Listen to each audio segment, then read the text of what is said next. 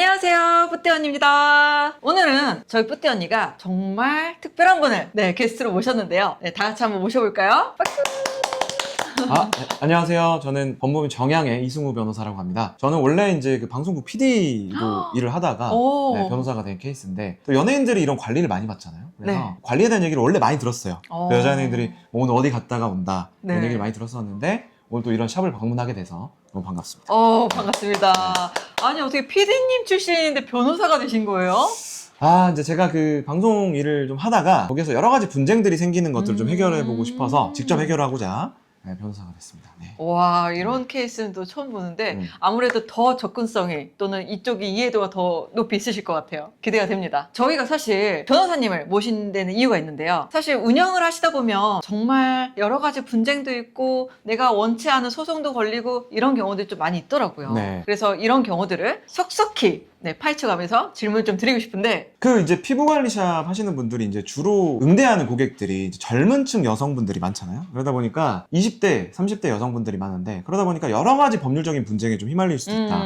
그런 것들에 대해서 어떻게 응용하셔야 되는지 오늘 제가 속속들이 알려드리겠습니다. 아니, 진짜 제가 궁금한 게 있는데요. 저희가 이제 식당을 가더라도 너무 만족하고 나오면 너무 다행이지만 너무 마음에 들지 않고 음식이나 서비스 너무 마음에 들지 않아서 별점 테러를 했어요. 문제가 될 정도로, 문을 닫을 정도로 문제가 됐을 때, 또는 그 업장에서 소송을 걸어왔을 때, 그럴 때 좀 피해를 볼 것 같거든요. 예시로 저희 에스테틱도 마찬가지로 관리를 잘 받고 가시면 너무 좋은데 오히려 고객님이 돌아가셔서 별점 테러나 진짜 최악의 상황까지 가시면 그랬을 때, 소송까지 걸렸을 때 어떻게 대처해야 될지. 모든 업장이 그렇지만 손님들이 100% 만족할 수는 없어요. 이게 우리가 아무리 열심히 해도 손님들은 마음에 안 들 수 있거든요. 맞습니다. 그래서 특히 이제 제가 그 명예훼손이라든지 모욕 사건 이런 것들 많이 하는데, 가장 많이 걸리는 업종 중에 하나가 바로 이제 이런 뷰티샵, 그리고 병원, 미용실 이런 것들이거든요. 왜냐면 그 좀 결과에 대해서 만족도가 주관적이에요. 맞습니다. 왜냐면은 OX로 나오는 게 아니잖아. 고객이 원하시는 바대로 내가 그 뇌에 있는 생각을 그대로 받아들일 수 없단 말이에요. 맞아요. 그러면 나는 A라고 해달라고 했는데 그렇게 해줬더니 자기는 그게 아니래. 자기는 장원영처럼 해달래. 얼굴이 장원영이 아닌데. 그렇죠? 그래서 그런 소송들이 많이 걸려요. 후기가 만족스럽지 않다. 뭐 나는 이렇게 해달라고 했는데 뭐 그냥 내 얼굴이 그대로 나왔다. 근데 그 모든 후기들이 다 이제 악성 댓글이라고 보기는 어렵고요. 네이버라든지 뭐 다음이라든지 카카오 이런 데서 후기를 작성하는 것들은 기본적으로 표현의 자유가 보장이 돼요. 왜냐면 인터넷 공간이라는 데가 좋은 후기만 있을 수는 없잖아요. 맞습니다. 그러니까 저희가 이제 네이버라든지 다음이라든지 이런 데 연락을 해보면 기본적으로 어느 정도 악성 후기, 기본적으로 부정적인 후기들도 있을 수 있다. 다만 어느 정도 수위가 이제 지나치게 되면은 고객들도 이제 다른 분들도 보고 오셔야 되는데 너무 심한 경우에는 이제 업장에 영향을 미치잖아요. 그런 후기들 혹시 받아보셨어요? 저희는 없습니다. 없어요? 너무 다행히도 감사하게도 단 한 건도 없는데 유튜브나 또는 인스타 이런 SNS에 간혹 올라오더라고요. 그럴 때는 어떻게 대처를 하면 좋을지 되게들 궁금해하실 것 같아서. 그러니까 이제 그 명예훼손이 가장 이제 주가 되는 부분인데, 이제 일반적으로 사람끼리 욕을 하고 명예를 훼손하는 거는 이제 형법상의 명예훼손이고, 우리가 주로 후기를 받는 곳은 인터넷상의 공간이잖아요. 인터넷상에서 있는 명예훼손은 정보통신망법이 적용이 돼요. 70조를 보게 되면은 크게 두 가지입니다. 허위사실 명예훼손, 그리고 사실적시 명예훼손. 우리가 그 두 가지를 좀 구분을 해야 되는데, 명예훼손으로 처벌되기가 좋은 거는 기본적으로 허위사실 명예훼손. 우리는 고객이 원하는 대로 다 해줬어. 그리고 우리가 고객의 얼굴에 상처를 낸 적이 없어. 근데 고객은 나 여기 가서 상처가 났다 라고 한다 그러면 기본적으로 허위사실 명예훼손이겠죠. 이게 가장 처벌하기 좋습니다. 그래서 자, 고객이 쓴 글을 딱 보고 우리가 그게 허위라는 걸 입증할 수 있다 그러면은 처벌이 잘 돼요.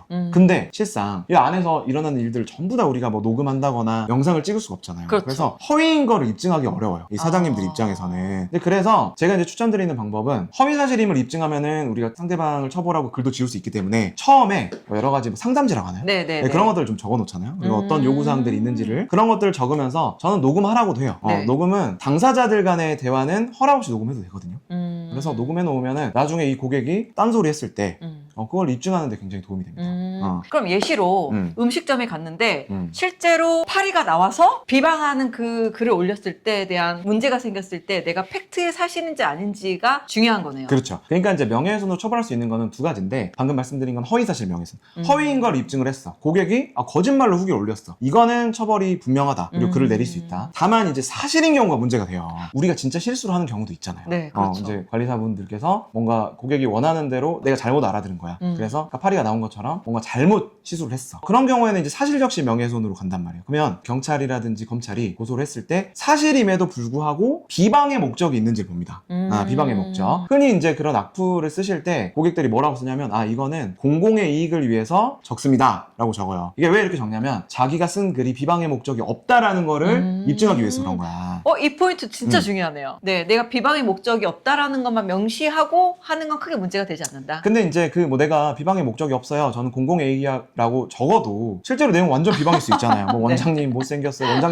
원장님부터가 별로 관리가 안 돼 있는데 뭐 이렇게 적을 수도 있잖아. 맞습니다. 내가 비방의 목적이 없다고 해서 그게 뭐 선언한 것 뿐이지 실제 내용들을 보게 되는 거죠. 내용이 뭐 속어가 들어가 있다든지 뭐 인신 공격적인 발언이 들어가 있다든지 하면은 내가 공공의 이익을 목적으로 했다고 하더라도 비방의 목적이 인정되는 사례가 다수다. 허위이거나 아니면 비방의 목적이 있으면 명예훼손으로 처벌될 가능성이 높다. 그리고 명예훼손으로 처벌되는 경우에는 이제 그 후기 사이트 네이버라든지 뭐 이런 데서 글을 내려줄 확률도 높다. 네, 이 부분 꼭 기억하시면 좋을 것 네. 같아요. 또 궁금한 게 있는데요. 네. 고객님들이 관리를 막 받으시다가 아니 너무 급하게 결혼식 얼마 남지 않고 방문을 하셨어요. 최선을 다해서 관리를 해드린다고 해드렸는데 멍이 들었거나 갑자기 과한 열로 인해서 아주 작은 화상을 입었을 때 고객님들이 손해배상을 청구하면 저희가 어떻게 대처를 또 해야 될지 이런 상황들이 분명히 있을 것 같거든요. 어떻게 혹시 대처해야 될까요? 네.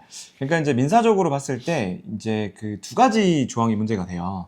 이제 민법 390조에 보면은 채무불이행이 네. 있고요. 750조에 불법행위라는 게 있습니다. 그래서 채무불이행이란 건 뭐냐면 우리가 어떤 약속을 했잖아요. 기본적으로 이것도 약속이잖아요. 네. 나는 돈을 받고 너를 예쁘게 해주겠다. 뭐 이런 약속이잖아요. 근데 이게 채무불이행, 채무가 제대로 이행되지 않았다는 거야. 네. 예쁘게 해준다는 약속을 안 지켰다 이겁니다. 네. 네, 그런 경우가 있을 수 있고요. 채무불이행으로 소송을 하실 수도 있고 아니면 불법행위 손해배상 750조. 이 사람이 나에게 불법행위를 한 거야. 뭔가 잘못된 행동을 해서 내가 손해배상을 받아야 된다. 네. 이 두 가지 조항이 적용될 수가 있어요. 근데 세부적으로 법리적인 내용들은 좀 복잡할 수가 있는데 네. 기본적으로 이제 우리가 뭔가 소송에 걸리더라도 만약에 우리가 일부 패소한다고 하더라도 최소한의 금액으로 이제 처벌을 받게 되지. 그래서 고객들이 이제 소송을 거는 경우에는 이 두 가지 조항으로 손해배상을 청구를 하게 됩니다. 네. 근데 이제 두 가지 다 여러 가지 법리적인 쟁점이 있지만 기본적으로 이 사장님들 입장에서 꼭 하면 좋을 것들을 제가 알려드릴 건데 네. 첫째로 설명을 잘 하시면 돼요. 초반에. 설명 의무 위반이 이제 가장 문제가 되는데 왜냐면 아무리 시술을 잘하고 뭐 하더라도 이 자국이 남는 건 사람마다 다르잖아요. 그죠? 그렇죠. 어떤 분들은 막 이게 술 같은 것도 우리 어떤 사람들은 조금만 먹어도 빨개지는 사람이 있는가 맞습니다. 하면 저 같은 경우는 별로 안 빨개지거든요. 그래서 술을 많이 먹었는지 안 먹었는지 잘 몰라.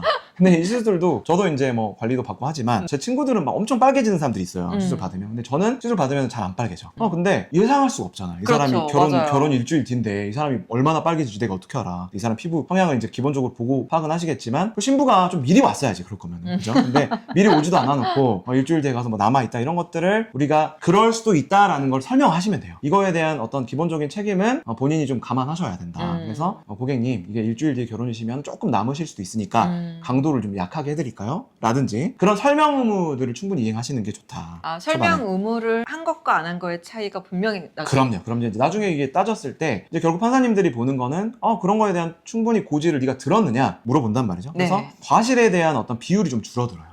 설명을 했고 네가 선택해서 한 거잖아. 동그랑땡 생길 수 있다고 네가 알고 있었잖아.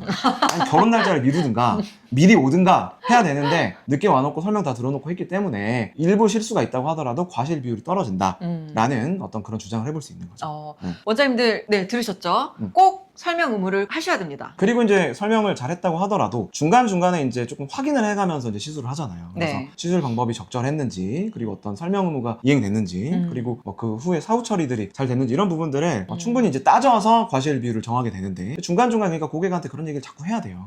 고객님 이거는 뭐 고객님 피부가 좀 하다 보니까 좀 예민하신 것 같은데 조금 뭐 강도를 낮추겠습니다 라든지 이런 부분들을 중간중간 얘기를 좀 하시고 네. 그런 부분들 나중에 이제 서로 막 싸우거든요. 언제 얘기했냐 그런 거 나 들은 적이 없다. 그러면 이제 좀 이 고객이 좀 예민해 보여. 하시면 녹음하셔도 됩니다. 당사자 녹음은 허락을 받지 않아도 돼요.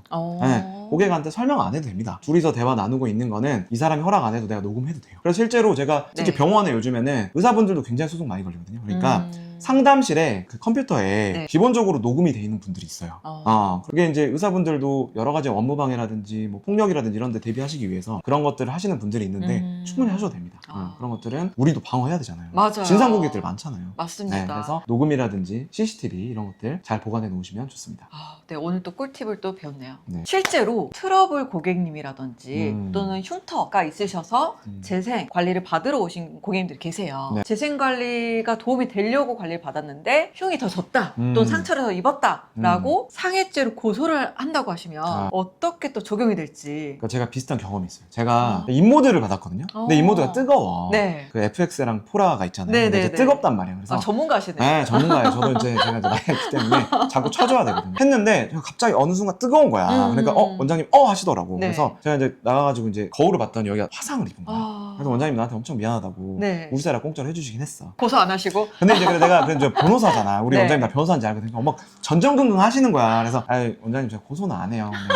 했는데 만약에 이제 조금 상처가 났기에 망정이지 만약에 상처가 많이 났다. 그렇죠. 그러면 이제 사실 저도 가만 안 있을 수도 네, 있거든요. 네. 막 흥분하시는 분들은 나 이거 고소하겠다 이렇게 하시는 분들이 있단 말이에요. 네. 근데 기본적으로 고소는 형사사건이잖아요. 네. 이제 고소랑 민사소송을 좀 구분할 필요가 있는데 고소는 형사소송을 의미하는 건데 기본적으로 형사소송, 형사고소는 고의에 의한 것만 처벌해요. 자 그러면은 내가 이 고객이 정말 내 인생의 원수야, 우리 부모님의 원수야 이러지 않는 이상 고의로 화상을 입히진 않겠죠? 그렇죠. 네, 대부분은. 그러면 형사적으로 처벌할 수 있다 없다? 없다. 없다. 그러니까 상해죄는 기본적으로 고의를 전제한 범죄예요. 그래서 고의로 내가 이 사람을 얼굴 인두로 지지거나 이러지 않는 이상 상해죄는 성립할 가능성이 없겠죠. 고의로 한 사람이 뭐 있을 수도 있겠죠. 우리 엄마의 원수가 갑자기 내 샵에 찾아왔다. 뭐 그러면 그럴 수도 있겠지. 근데 네. 그런 일이 거의 없기 때문에 상해죄로 처벌받을 가능성은 없습니다. 단언컨대 없고요. 다만 대부분의 범죄는 고의 범죄지만 과실을 처벌하는 범죄가 있어요.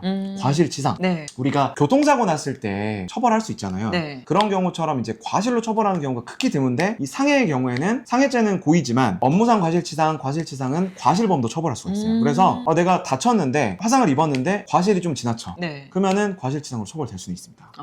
왜냐면 우리가 교통사고 같은 것도 고의로 사고를 내진 않잖아요. 근데 그렇죠. 그런 사람들 처벌 안 한다 그러면은 내가 죽었는데 아무도 처벌 안 받는 그런 기이한 상황들이 생기잖아요. 마찬가지입니다. 이게 내가 너무 주의 의무를 이행하지 않아가지고 화상이 생겼다 그러면은 고객들이 고소를 하시면 과실치상으로 고소하시면은 처벌받을 수는 있다. 그럼 우리는 어떻게 해야 될까요? 최대한 우리가 과실이 없다라는 걸 입증을 하시면 돼요. 네. 과실치상으로 고소를 당했을 때. 그러면 어떻게 해야 되죠? 내가 최대한 열심히 하셔야 되겠지만 또 이게 뭐 어제 또 술도 먹고 내가 어제 남자친구랑 싸우고 그러다 보면은 실수를 하시다가 조금 좀 주의 의무를 위반하실 수도 있잖아요. 네네네. 그랬을 때 얼른 사과를 하시고 이제 그런 부분에 대해서 민사적인 손해배상을 어느 정도 해주시면은 보통은 과실치상 고소까지는 가지 않는다. 네. 만약에 1차적으로 협의가 잘 안 됐을 때 그러면 어떻게 2차적으로 좀 방어를 하면 좋을까요? 그러니까 대부분은 이거를 뭐 형사적으로 끌고 가시는 분들 많지 않아요. 네. 민사적으로 이제 돈을 뭐 환불을 받는다든지 네. 아니면 이 화상이라든지 상처 입은 거에 대한 치료비를 지원해 주시면은 보통은 괜찮습니다. 보통 괜찮고 질문 있습니다. 네네. 터무니없는 금액을 요구했다. 라고 하면 어떻게 방어를 하면 좋을까요? 터무니없는 금액을 요구한다. 예를 들면 내가 약간 화상을 입었는데 네. 한 1억 달라고 한다. 네, 네. 그러면은 그냥 저한테 연락하시면 돼요. 네. 그런 분들은 협박이나 공갈로 막 고소할 수도 있습니다. 왜냐면 말이 안 돼요. 조금 다쳤는데 근데 가끔 있어요. 네. 가끔 진짜 조금 다쳤는데 저는 이것 때문에 뭐 일을 못하고 특수한 경우도 있을 수 있어. 네, 피부 이식해야 된다. 내가 다음 주에 드라마 주인공이야. 연예인들도 오시잖아요. 네, 여기는 네, 뭐 워낙 네. 좋은 샵이니까. 네. 다음 주에 내가 21세기 대군 부인 찍어야 돼. 그러면은 이건 좀 특수한 경우일 수 있어. 그러면 내가 다음 주에 못 찍어가지고 한 1억이 손해를 입을 수 있죠. 드라마 네, 네, 촬영 네. 현장이. 네. 그런 특수한 경우에는 그런 특수한 피해까지 보상해야 될 수도 있어요. 예상이 가능하다면. 네. 그 사람이 연예인도 아니야. 근데 다음 주에 갑자기 엄청나게 비싼 화보를 찍어야 된대. 그런 것까지 보통 이제 우리가 물어줄 필요는 없죠. 그래서 그런 경우는 아주 극히 드문 경우고요. 대다수의 경우에는 기본적인 어떤 치료 비용, 그 다음에 후유증이 남으면 좀 오래 갈 수도 있겠죠. 근데 이제 그런 피부 소송들을 해보면 이제 특히 젊은 분들은 네. 이거 내가 50대 때까지 이게 흉터가 남으니까 내가 50살 때까지 흉터 이게 치료해야 되는 비용 다 내놓으래. 그래서 1년에 한 1,000만 원씩 해가지고 50살까지 3억 내놓으래. 네. 그런 것들은 안 됩니다. 그런 거 인정 안 돼요. 그렇게 나오시면은 변호사 선임하라고 가라고 하시면 됩니다. 네. 그런 거 절대로 넘어가시면 안 돼요. 아시죠? 너무 통쾌하게 해답을 주셔가지고 네. 너무 든든한데요? 그래서 저한테 그런 일 있으시면 저한테 연락 주시면 돼요. 네. 제가 막아드릴게요. 알겠습니다. 적당선에서만 요구하라고 하세요. 이거는 제가 실제로 있었던 사연인데요. 네네. 패키지로 끊으신 고객님께서 환불 또는 취소를 원하셔가지고 취소를 해드리는 과정에 나는 이 프로모션은 알겠는데 원래 가격으로 차감이 아니라 프로모션된 가격으로 나는 환불을 원한다 라고 했을 때 어떻게 업장에서는 고객님들께 방어를 해야 될지. 엄밀히 따지면요. 그러니까 프로모션 할인돼서 정가보다 좀 싸게 해드리는 거잖아요. 그렇죠. 다 그리고 고객들도 인지하고 있잖아. 맞습니다. 본인이 모르지 않잖아. 제일 좋은 거는 업장 입장에서 제일 좋은 거는 처음에 설명을 잘 써주시면 돼요. 헬스클럽도 그런 거 많이 하잖아. 네. 헬스클럽 저도 막 가가지고 제가 1년 끊었어요. 네. 1년 중에 제가 한 달도 못 가거든. 네, 그렇죠. 나 중간에 환불하고 싶은 마음이 꿀 같아. 근데 제가 이제 그럴 때 썼던 그 계약서를 읽어보죠. 고객님 중간에 환불하시면 변호사님이니까 잘 아시겠지만 네. 환불하시면은 원가대로 반환됩니다라고 돼 있어요. 그럼 저도 법조인이니까 그게 어차피 안 되는구나라는 걸 인지하거든요. 그러니까 계약서에 그런 부분을 잘 명시하시면 돼요. 물론 소송으로 가면은 이제 판례들은 여러 판례들이 있어요. 그래서 너무 과하다. 야, 아무리 프로모션이어도 좀 환불할 때는 약간 조금 더 줘야 되는 거 아니냐라는 판례들이 있긴 합니다.